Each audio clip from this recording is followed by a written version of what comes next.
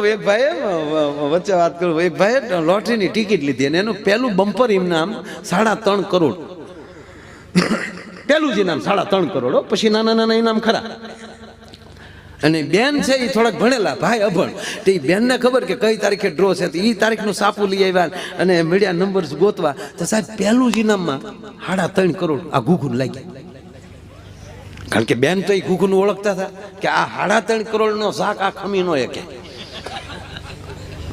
આને ખબર પડશે કે 3.5 કરોડ લાગ્યા તો આની કમાઈને સટકી જાય ને, હું ધણી વગેરે થઈ જાય. લાગ્યા છે ફાઇનલ છે. એમાં 50 લાખ રૂપિયા છે એ કદાચ આડાવડા જીએસટીમાં કપાય કે ટેક્સમાં કપાય, પણ 3 તો રોકડા આવવાના ઘરમાં.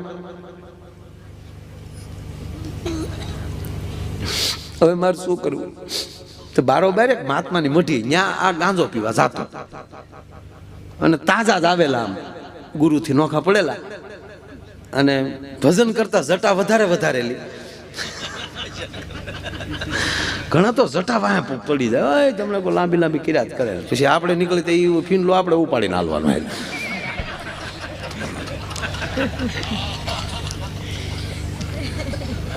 તમને કોઈ બેઠેલા ને ન્યા બેન ગયા. આ ઘણી વાર જાતો આ ભાઈ, એટલે આવ્યા બેન પગે લાગ્યા.